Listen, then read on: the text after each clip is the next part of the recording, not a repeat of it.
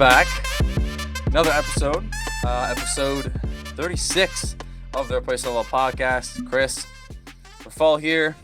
Doing a not quick, but Wednesday early afternoon podcast. We're gonna do tomorrow, but graduation is tomorrow. Exciting stuff. Woo! Finally done with high school. Chris, how are you today? I'm good. A little bummed because my softball game on Monday was essentially rained out from the rain we got Sunday, where the field was just too wet to play, unfortunately. Then I got asked yesterday late in the afternoon if I could play in another league, and we had nothing but rain pretty much all day. And Rained out 2 days in a row. that was going to get rained out as well, but kept asking my buddy who invited me, and he's like, I haven't heard anything. So I made the trip up there, which is about 40 minutes north of where I am, and rained the whole time and rained up there. And it's like, okay, I guess we're playing. And then, like, I don't know, 5-10 minutes before, like, we're supposed to kick off, got a nice solid little uptick in the downpour, and that called the game. So kind of unfortunate that I had to make that drive out there, but yeah, otherwise good. Congratulations to you on graduating. That'd be Thank you. pretty exciting. I remember when I graduated, so a lot of fun, and yeah, enjoy it, man. It's a one, you only graduate high school one time, and it's pretty cool to experience that. So, kind of as best you can, try and soak in the moment and enjoy it. Yeah, definitely exciting. Gonna rep that new suit that I bought. Ooh. I remember when I used to play Little League when I was younger, like what was that, 10, 11? I remember like I always used to look forward to the Sunday games. Like Yeah. our league, we played every Sunday. I think President's Day we everyone played an extra game. It was Okay. Sunday, Monday, so we had back-to-back games. But I remember every Sunday I looked forward to, and I hated the rain. Every time Oh it yeah. rained, I would be so mad. And I was like, "Come on!" Like it has to rain the day where I Right. look forward to the whole week. Yeah. And I remember always just get rained out. So Yeah. definitely could feel for you over there, Chris. Yeah. Always make that prayer. Like, come on, just I get we need the rain. Just rain the next day, tomorrow. Just tomorrow. That's fine. It's always the Just day where you have something looking forward to. That's like, you know what? Let's just rain. I literally it was just pouring like 5 minutes ago. So let's just stop. That was like a quick, I don't know, rain shower or something like that. But nice. baseball news, guys.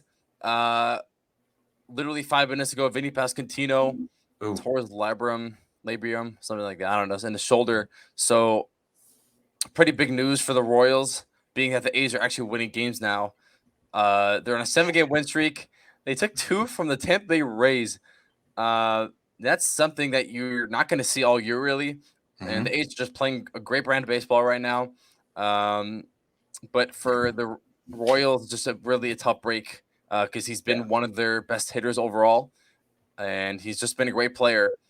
Definitely an unsung hero for them, considering that he plays for a low market team. But really tough news for them. Yeah. And just going back on the A's, I believe they've won the last 2 series. They took, I think, 2 or 3 They have or 7 in a whatever row. from Milwaukee and then from Tampa Bay. So yeah, we may be looking at a big run from the Oakland A's here, and got to break them up, But I mean, they did bring their sell the team shirts. I'm not sure if you saw that. Yesterday they did like the what reverse was it? boycott. They were like boycotting. They want to sell the team now. Yeah. Prove that they should stay. But I I think want I to. saw right after that, after the game ended, I think it said that they did pass the I think it was 380 million. So that's I think it's another step towards buying their Vegas field and rebuild the stadium. But that'd be cool to have a team in Vegas, honestly, because the Golden Knights just won the Stanley Cup. Shout out to all you Vegas fans. Go Vegas.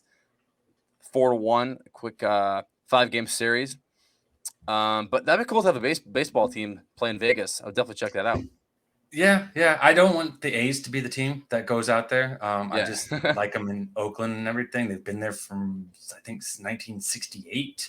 So keep them there. I don't like them moving. I didn't really care for Oakland Raiders football moving out there either. But yeah, Vegas, you want a team like pitch to get a new expansion team, or maybe possibly move the Miami Marlins or Tampa Bay Rays, since they also have like attendance issues and everything as well. But yeah, we'll see what happens with the Oakland or with the A's. Hopefully they can make some positive headway in staying in the city of Oakland. Well, they were on pace to lose like the most games in baseball at one point. I think I think it was the Spiders. They lost I think it was 126. But now that they won 7 games straight, I think I forgot who said this. Some tweet I saw earlier. I think it was last night when they won.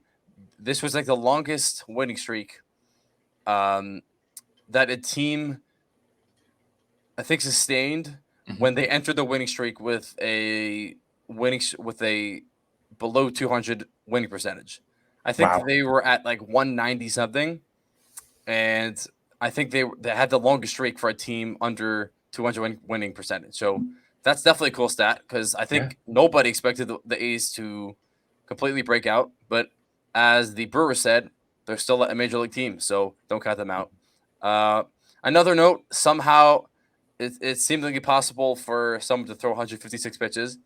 A pitcher from Stanford, Quinn Matthews, threw 156 pitches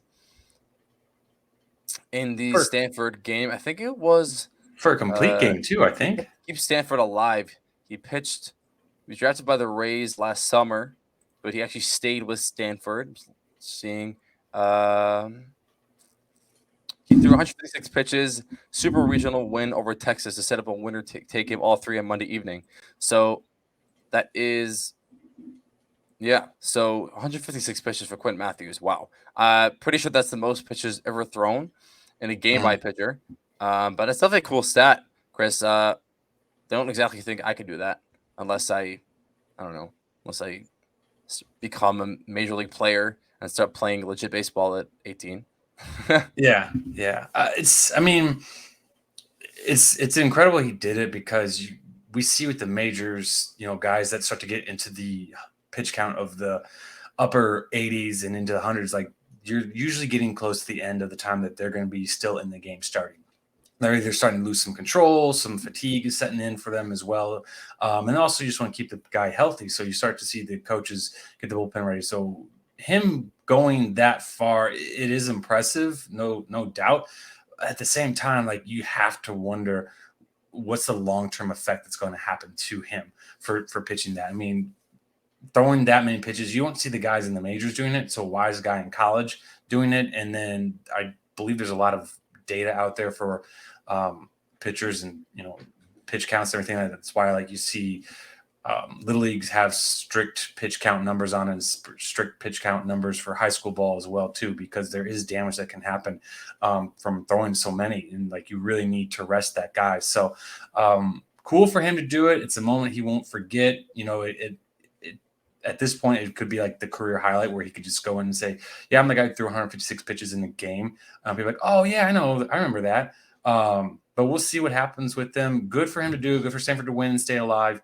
But yeah, I'm curious to see what he will have from a physical standpoint moving forward. Like I said, long-term. And then how will he be in his next start as well? Like, will they give him, I don't know, like an extra week of rest, an extra 5 days of rest, or an extra couple of days of rest? Because he's really going to need to rest up and be at an effective pitcher for his next start.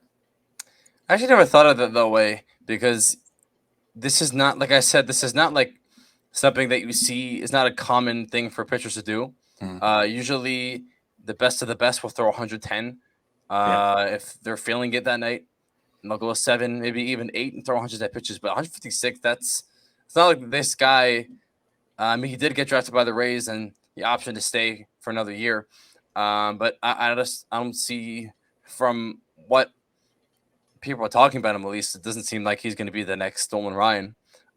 So I just don't see any reason to throw 156 pitches. But it's definitely, like you said, it's a cool milestone. It's definitely something to shelve up in your memorabilia case. But guys, hope you know what time it is. It's been 2 weeks, so that means it's time for a placement level players of our bi-weekly thing. I don't know. It's every 2 weeks. So for those who are new listeners, every 2 weeks we pick 2 players, 1 batter, 1 pitcher, who we feel have been playing replacement level. That is why we named it Replacement Level Podcast. So I'm going to kick things off over on the hitting side, I stayed with my stripes.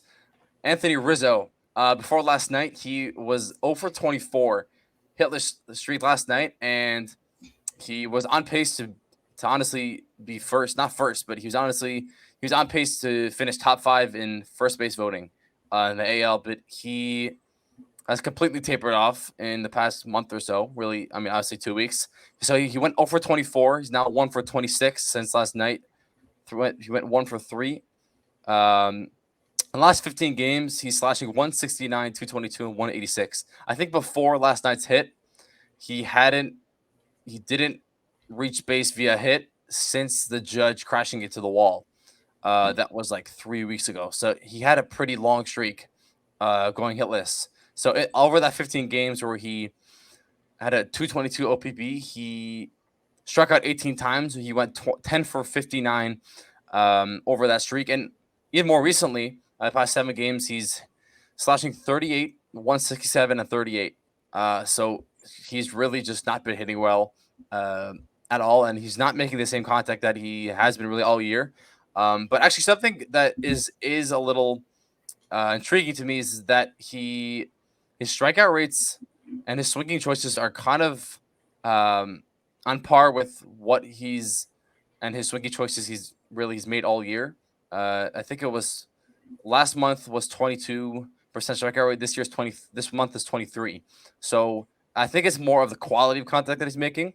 Like, he's obviously not making up the optimal contact, and obviously the optimal launch angle isn't there.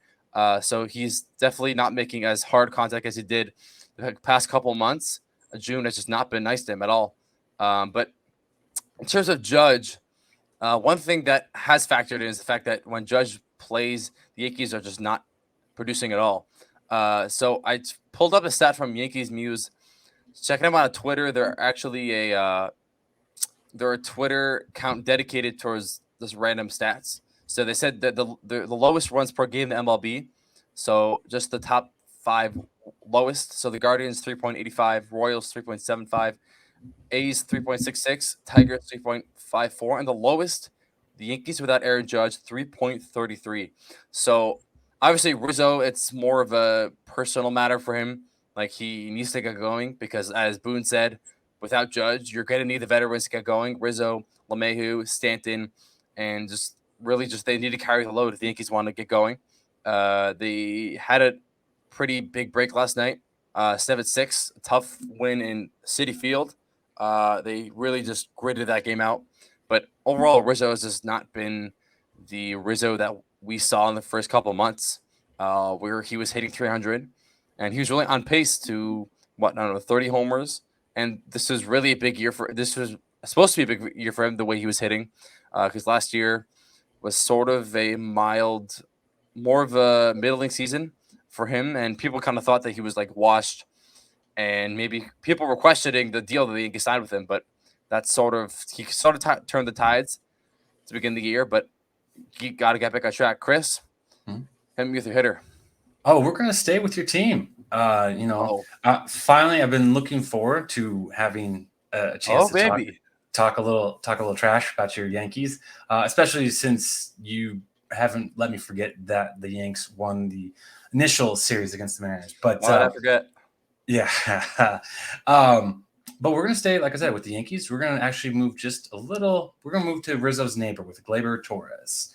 Over the last 2 weeks, he's gone 7 for 41 with 2 runs scored, 2 home runs, 3 RBIs, 1 stolen base, 4 walks, 7 strikeouts, 3 errors for the second baseman, and a 171 average and a 0.561 OPS. So he's definitely a guy that is kind of a streaky hitter, and when he's on, he can be really, really hot and kind of not be a Judge type player where he's going to carry the team, but he can definitely be a guy who can maybe win you a couple of games here and there in the series and stuff like that. Like, I remember when he started the year, he was really hot to begin the year, and it was looking like he may have a career year.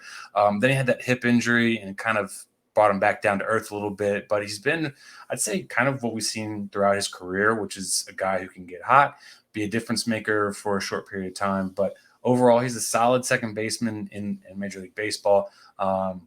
So I'm not worried about this current streak that this poor performance that he's on. Like he'll get it himself turned around. But for going with replacement level players, he gets my vote and my nomination. And it's also nice to just talk a little trash Robert, about a the little more, Yankees. Chris. Yeah, talking trash a little about the Yankees. So, but gonna move over to my pitcher, and unfortunately, all that gloating is going to be very, very short lived because the pitcher I've got for this week is rookie for the Seattle Mariners and Bryce Miller. Now, it is a little unfair. He is a rookie. He did get called up not too long ago. He started off really hot. I believe his debut, he struck out 10 batters against the Oakland A's. Granted, it is the Oakland A's, but still, striking out 10 batters in your debut, that's pretty rare.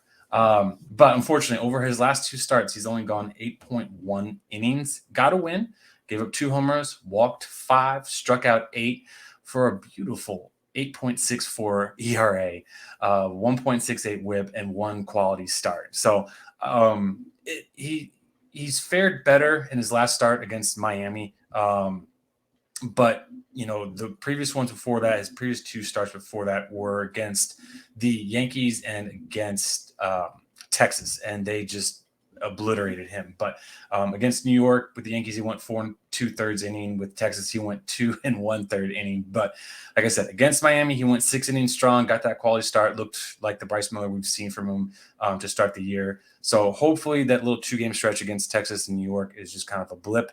And this is the Bryce Miller we see, because he is a guy that was kind of one of the highest rated prospects in the Mariners system.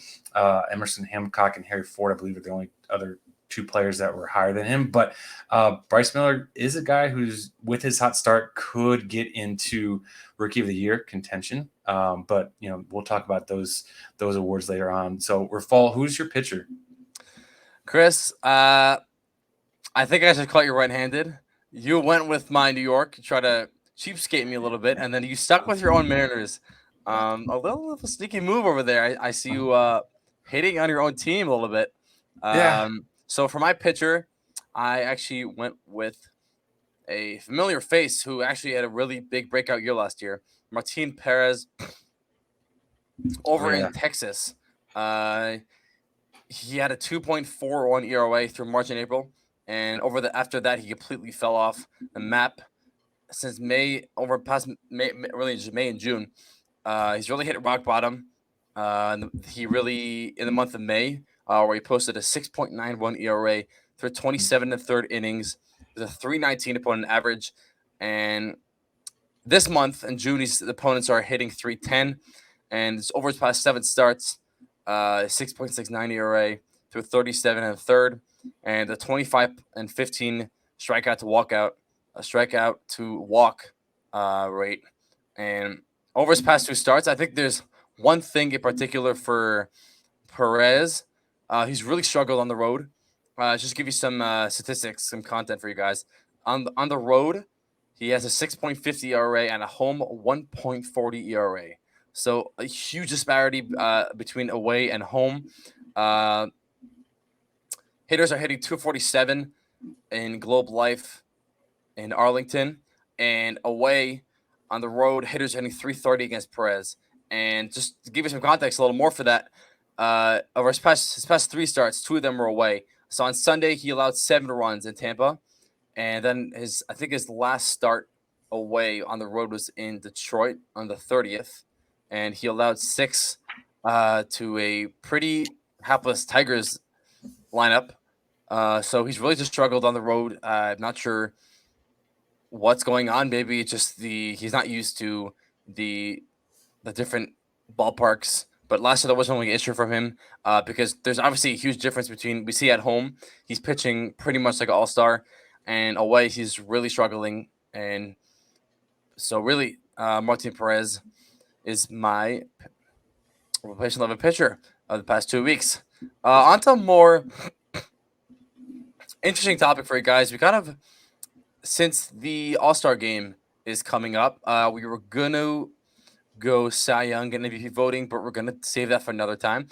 Since the first stage of voting was just released. We're actually going to hit you guys with our AL and NL All-Star lineups. We're not going to do bench players. We're not going to do rotation. We're just going to do lineups, starting lineups, and pitcher and reliever. So let's just run through it. At catcher, we got Salvador Perez and also Ali Rutschman. A bit of me and Chris kind of disagreed over here. I picked Salvi just because he's leading catchers and all catchers home runs. He got 14. I did throw in Jonah Heim as a close third just because he's really picked up the pace at the bat this year. Last year, I saw a lot of potential at the plate. And once he really started getting more reps behind the plate, I was like, hey, this guy, once Garver's been injured a lot.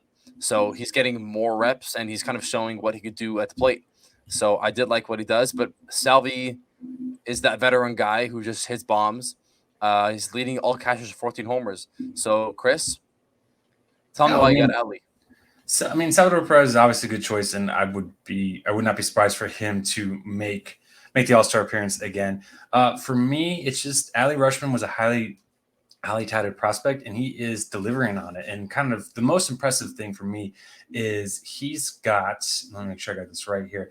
He's got 46 walks to 40 strikeouts. Wow. I mean, that is pretty impressive for any hitter in the major leagues to have more walks than strikeouts, but he's doing it from the catcher spot, and that you just don't see a lot of offense from catchers. I mean, guys like Salvador Perez who crank homers, like that's kind of what we see from catchers. They're going to be a good defender, have an okay average, but hit home runs. And like, that's what Salvador does, but he also does it with a very nice average to come along with it, which makes him special. But for me, with Rutschman, just having that plate discipline and plate control, it is pretty, for me, that's what makes it, gives him the nod over the reigning, or the probably more likely the starting all-star catcher for the AL and Salvador Perez.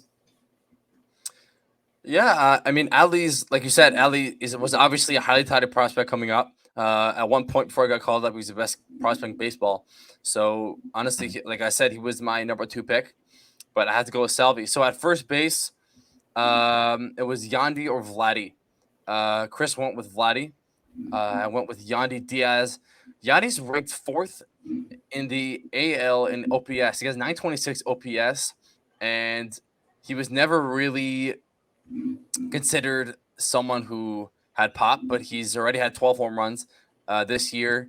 He's got that 530 slug, and he's really impressed me with his ability to launch the ball and actually drive the ball instead of, he is a great contact hitter. That's what he did best the past couple of years, but to see him produce power is definitely, that adds a little more of a threat to his game, and is definitely something that the Rays would like to see in such a loaded lineup where you got Wander, you got Randy Rosarena, and Josh Lau, and there's a lot of guys who really can hit the ball and make really loud contact. So it's good to see Yandy really making an impact.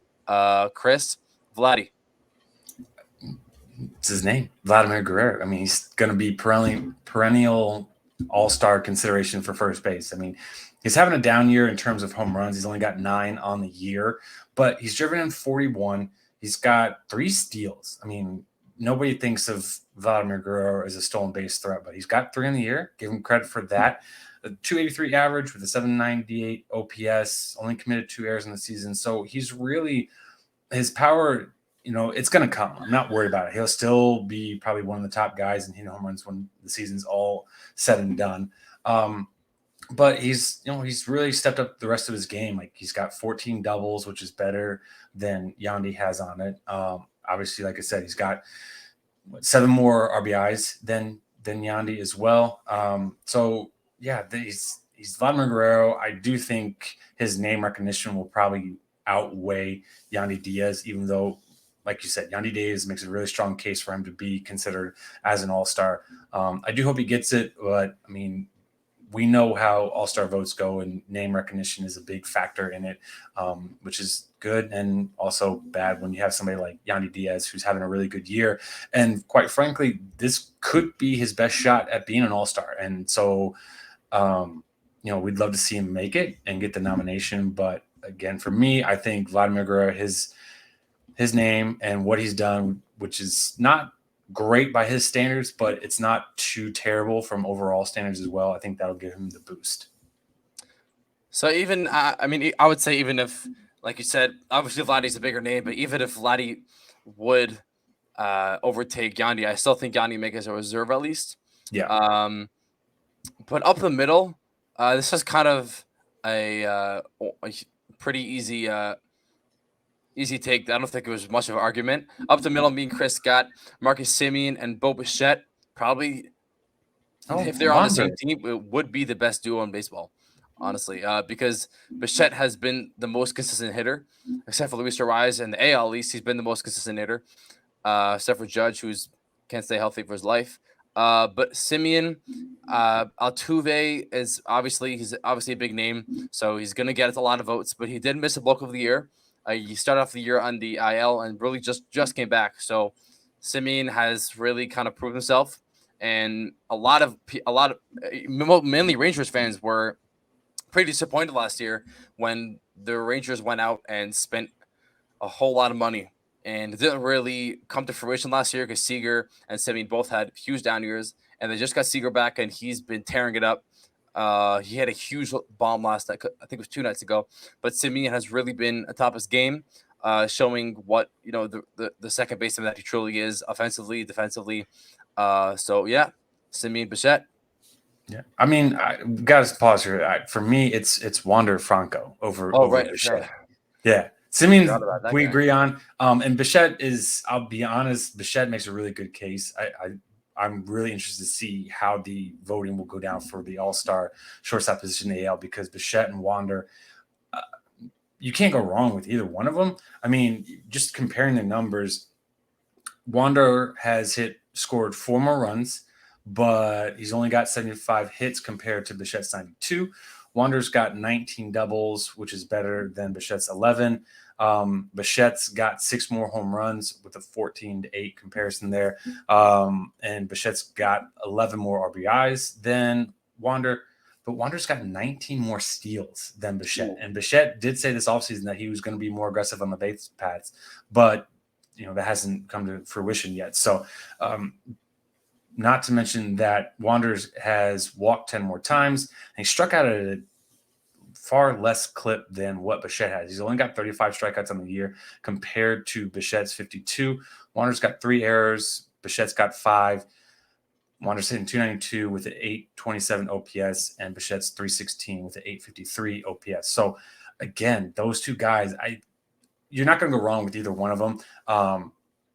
But those are, for me, I'm taking Wander over Bichette. So we're at third base. This can be more of a discussion because I have Jose Ramirez, but I know Chris put in Josh Young, and I did have Chapman and Young over there also. But I think honestly, any of these 3 guys are valid and are valid options really. Chapman's kind of tapered off since that really historic start to the season, but he sort of dropped off, so that kind of became a third on my list. But honestly, J-Ram, Josh Young, both great players. Young has a slightly better stats, and he's really kind of popped off to begin the year. Obviously, a bigger prospect for the Rangers, but honestly, J-Ram, a bigger veteran in the game, but either of them I would be fine with. Yeah, I think this is another situation where eventually it's going to go down to J-Ram being the nomination for it. But, Josh Young, big time prospect for the Rangers. They're definitely counting on him to be their third baseman, and he's delivered. So his numbers have been great. He's got a really bad walk to strikeout ratio with 18 walks to 70 strikeouts in the year. But, I mean, he's young. He's still hitting 284 even with that bad strikeout to walk ratio. So give him some credit. I think he'll make the voting a lot closer for the starting third baseman spot for the AL. So this is probably the easiest, and I just don't think there's anyone in the world that would disagree on this. Right field, obviously you got Aaron Judge. He's obviously got the 1.78 OPS, and despite missing 18, 19 games this year, he's second in the AL in home runs. He has 19 behind Ohtani, who has 20. But there's really no disagreement. Just one of the best players, if not the best probably the best hitter in the game and best player in the game, really. But Judge, nothing really else to say. He's just really just a great player. Yeah. Even though he's can't stay healthy, but that's just really it. Aaron Judge. Yeah, nothing really else to add to that. Judge will be the starting right fielder. So yeah, who we got for center field again? So center field, this was kind of a like for me at least. I didn't really. I was gonna put. I had a Rosarena. Obviously, he's not a center fielder, so Trout would go there instead. Um, so for me, it was a Rosarena. I'm not sure how they will play this out. So I'm guessing they for at least if they would keep with my uh, lineup, they would have Judge in center and then a Rosarena and left. But Chris did put in Trout. Obviously, Trout will probably win over Rosarena and Adolis Garcia just because he is going to be he's one of the best players in history, and he's more of a prominent name than Rosarena, even though Rosarena is having the better year OPS wise. Trout does have 2 more homers. Adolis Garcia is having another fantastic year, but yeah, Trout is. I honestly think Trout's going to win it over just because of his name, and he is second. It's Judge, Trout, and or Jordan right now in the voting, so that kind of shows. Yeah. Yep. And then left, I had Jordan. You had a Rosarena, right? Yeah. And right and left. Sorry. So yeah, so I put in Jordan just because he's Jordan and he is second in the voting, but he's hurt. We've talked about his Chris. He's hurt, so there's a chance that there are guys who can overtake him in the voting. But I would have put, So I had Jordan, but if not Jordan, I would put Trout, and then we would have the same outfield. Yeah, I think with Jordan, I wouldn't be surprised to see if he wins the votes and like gets the nomination, but doesn't participate because of injury. And so then you have somebody else that's his replacement in there. But Jordan's definitely deserving of being an all-star. He's having a great season. So, but yeah, that's part of the reason why I kept him out, is because I don't think he'll actually be in the game at all. I think he'll either be recovering from his injury, or he'll probably just say, hey, I'm going to enjoy the rest because my team needs me. And so, yeah, I got nominated, but that's it. Yeah. Let's run through the rest of this before I hand you the NL and you run through that. So DH, obviously we got Shohei. No really argument there. Starting pitcher, we both got Shane McClanahan. I would have considered Eduardo, but he did miss 3 starts when he landed on the IL. So that he has lowest ERA on baseball. But McClanahan's right behind him with 2.18. So got to give it to McClanahan. He's just been dominant. And closer, I went with Felix Bautista. Chris went with Emmanuel Clase. Again, both are great and honestly valid. Can't go wrong with any of them. Clase has the most saves in baseball, and Felix Bautista is probably the hardest throwing reliever right now. He's up there, not the hardest throwing, but he's up there, and he's just been completely dominant. There are other options. You could have gone with Yanni Cano, Carlos Estevez, Romano, all really just great options. I think all of them. There's a good amount of them are going to make the All-Star game. But yeah, that's the AL. Chris, why don't you take a show for the NL? Yeah. So for NL, we'll start with catcher. I think there's only two choices that we had in there, which was Will Smith and Sean Murphy. And for me, you can't go wrong with either one of them. Sean Murphy's having a great season with the Braves, and then Will Smith is having a terrific season again. Arguably a better season than he's had in years past with the Dodgers. He's another guy like Rushman who's got more walks than he does strikeouts, and that's again something you don't see often, and especially you don't see with the catchers.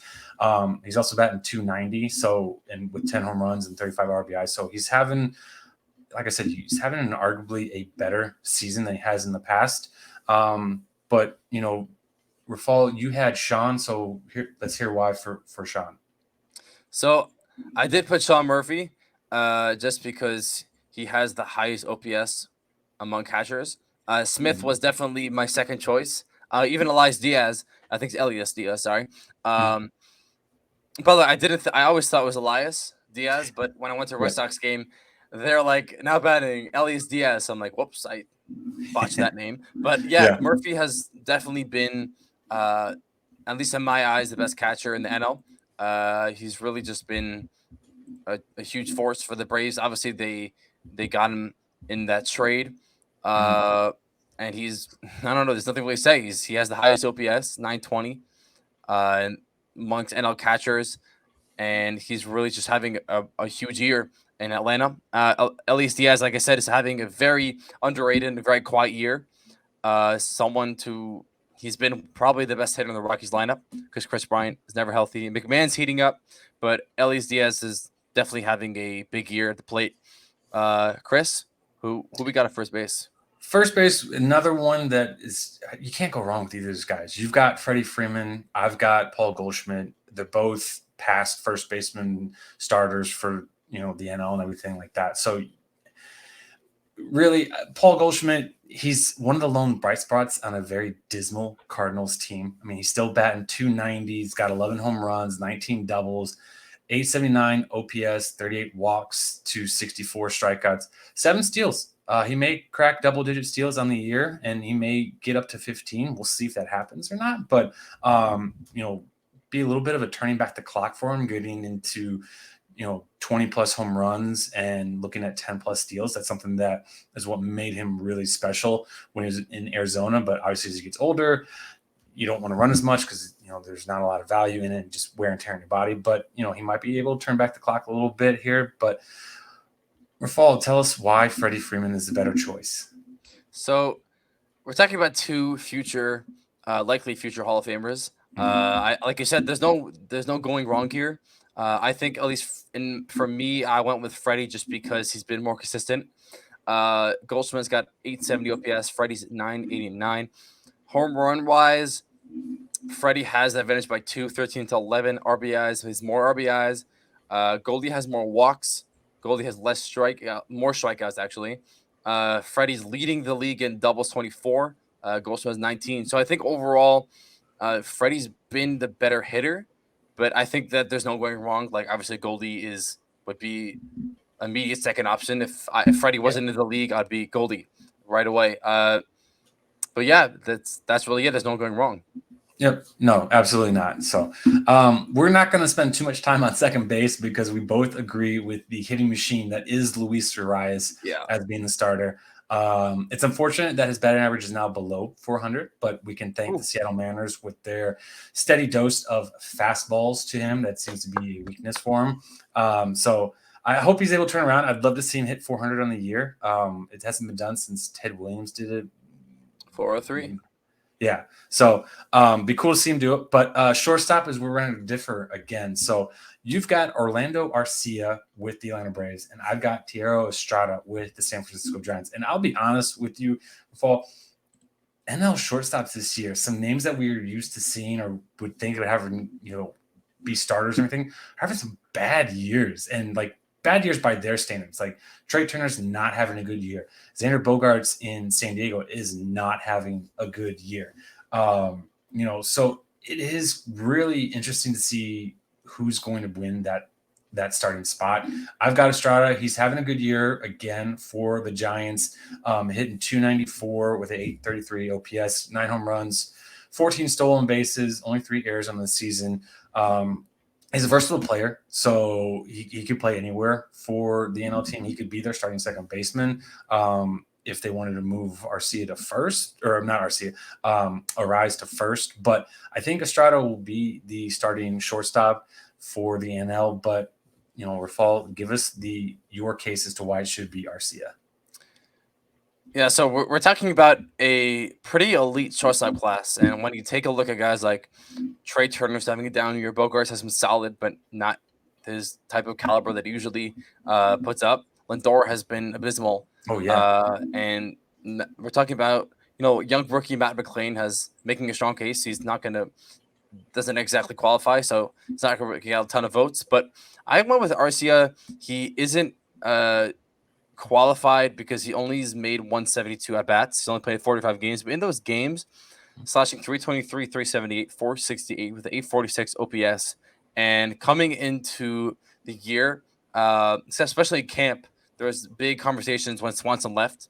Also, Dansby Swanson's in that mix, but there was big conversations when Swanson left just because you had Grissom and Arcia And obviously, Grissom started off as the starting shortstop. It got optioned once he didn't struggle. I think he hit pretty well, but they wanted to give Arcia the spot to see what he can do, and he really proved himself. Like I said, that 840, what was it? 846, yeah, 846 OPS. So, like I said, everyone else is really struggling. The big names are struggling. So, like, it went with Arcia, even though he hasn't really exactly qualified. Yep. No, he's having a good season for sure. But yeah, it's just interesting. I think it's more shocking that a lot of the big name superstar shortstops are having down years. So we'll see. We'll see who eventually gets the nod. Third base, we're kind of going to skip over again. We both agreed on Nolan Arenado. He's having a down year by his standards as well. But he's still a Gold Glove defender. He's going to be in the Hall of Fame. He's going to win it. I mean, there's just no question about it. Really. Well enough. To take the vote. Yeah, absolutely. So we're going to move over to the outfield. Outfield, you've got Ronald Acuna Jr. I also have him in the outfield as well. You've got Lourdes Gurriel Jr., the center field from the Arizona Diamondbacks. And then you also have Corbin Carroll. I've got Corbin Carroll as well. I have him in center field for the Arizona Diamondbacks. So the difference is you've got Gurriel Jr. and I've got Mookie Betts. Gurriel's having a great year for him for sure, but Betts is just having a really strong season. 15 doubles, 17 home runs on the season, 263 average and 899 OPS, 39 walks to 49 strikeouts. You know, he's doing very Mookie things, and he's just not slowing down. Oh, and by the way, he had, I think it's like his second kid he had earlier at the season as well. So, you know, doing all this while, congrats. Doing all this while you're getting adjusted to having an additional child in your household and taking care of him. That's not easy to do. So I know what he's kind of going through is I've got a 5-year-old and a 1.5-year-old, and there is a big adjustment going from 1 kid to 2 kid. I can't imagine what it's like to be a professional baseball player when you need to have your sleep and the youngest is waking up in the middle of the night because they're a baby and that's just what they do. So I guess maybe for me, it's a little more impressive of what Mookie's doing, but tell us why Lourdes is the choice. You honestly, you should pay a visit to Mookie. I'm sure he's never gotten that before. Like, hey, I can feel for you. Like, I have a kid. You know, I know what it's like, and you're still somehow playing All-Star level. Like, tell him that honestly. But I put Mookie under Lourdes Gurriel just because he has the higher average, even though that isn't really relevant. Mookie has the higher OPB, but Mookie would have been my other option. Gurriel has 2 more doubles. He has less strikeouts. Mookie does have more walks. He has the higher average, has lower OPB, 534 and 535 slug. Mookie has 1 less slug than Lourdes Gurriel, but Gurriel's been a more consistent hitter than Betts. Betts has been a little streaky. Obviously, has the bigger disparity is home run wise, 10 to 17. Betts is 17, but I just really like Gurriel, and obviously you got that now. You got Gurriel and Carroll. I think either way, it's likely that Betts will win it over Gurriel, but that'd be cool to see Carroll and Gurriel both play. Being that they're playing for the same team. So what do we got for DH? DH, so we're actually going to hold right here. I got an idea. Since we both agree on closers with Alexis Diaz as the Reds, we'll just mention him because the last 2 spots we have are the DH and the starting pitcher, but we disagree on both of them. So my thought is let's just talk about the closer for the Reds, which we did, and now let's get into a strong discussion here as to why Nick Castellanos is the better choice at DH than your guy, JD Martinez. Castellanos had a really bad first season with Philly, and he's bounced back. He's having a tremendous year. He's got 23 doubles, which is 1 less than the NL leader of Freddie Freeman, who's got 24. Now, Castellanos has only 8 home runs, so the home run power isn't quite there. But he's got a 316 average, hitting with an OPS of 863. So he's definitely bounced back, and it's looking more like last season was more of just an aberration of him, and this is kind of the Castellanos that we've all known over the more recent history of him. The home runs are a little concerning, but considering he's got 23 doubles with the triple and 8 home runs, I'm not too worried about it. I'm sure he'll get on a hot streak where everything's just getting crushed out of the park for him for home run wise. So, tell us why JD is the guy. So JD leading all the NL in OPS, 916 OPS. Soler has 3 more homers, but second is JD. And we're seeing just a lot of pop from Martinez. He already has more homers than last year. How many did he get last year? Definitely, I saw last year he had less homers. Last year he had 16, so he's already tied. He's matched last year's mark, and he's really he's done a great job with LA, and he's a huge pickup from Boston last year, and he struggled last year with Boston in the second half. He really had a bad second half, so good to see JD doing JD stuff, especially at the plate with that pop. But starting pitcher, I got Stro, and you went Mitch Keller. With Mitch Keller. So just quick about Marcus Stroman. The Cubs just went out and said that they're not considering extending him at all, even though he's the lowest ERA in the NL. He's got that 2.42 ERA. He's leading all. He's not leading. Sorry. Strider is leading all the NL in strikeouts, 127. Stro has got 73. He's got that 2.42 ERA. Made 14 starts, 85 and 2/3 innings. He's got that. He's allowed just 2 homers on the season. So he's found good command, and he's commanding his pitches well. Definitely the durability is there this year. He's definitely going longer in his starts. You see that, obviously you see those 82 innings. So I just think that this is a kind of a breakout year for him, because he was kind of middling with the Mets. And since he's really come over to Chicago, he's having a really big year, even though the Cubs aren't really interested. So Chris, Mitch Keller. Yeah. Mitch Keller, my opinion, he's breaking out. He's having that season. He's meeting the expectations that Pirate fans were expecting for him since he got called up. I mean, he's prior to, he's really much more of a strikeout guy, kind of a little bit wild, but he's really honed in his control. He's only got 23 walks on the season over his 87 innings. He struck out 101 batters. He's got a complete game shutout already under his belt this year. He's got 8 wins, 9 quality starts, a 3.41 ERA, and a 1.11 WHIP. He has struggled over his last few starts, but he may have righted the ship. And, we see all starting pitchers kind of go through struggles in the year, but then turn things around. So for me, with the Pittsburgh Pirates kind of having a surprise season, and they're still in first place in the NL Central, 1 game over the Milwaukee Brewers. For me, Mitch Keller and the Pittsburgh Pirates, he's going to be, in my opinion, he's going to be the starter for the NL All-Stars. So there you go. Your AL and NL All-Stars. I would say that me, Chris, were sort of mostly on the same page, honestly. Mm-hmm. Only had a few spots where we disagreed. But overall, pretty productive. Hope you guys enjoyed this episode. Honestly, one of the funner ones we had. Make sure to like, subscribe, Spotify. Check out Apple Podcast, YouTube also. Make sure to subscribe to the YouTube channel called The Replacement Level Podcast. Also, check out our Sportsnaut, where it also is published. I got our team of editors who really do a great job of making this look nice. So make sure to check us out. Like I said, subscribe, like, share it. Anyone you know who likes baseball and replacement level baseball, to be more specific. And hope to see you guys for a surprise guest on Monday. Enjoy the rest of the week.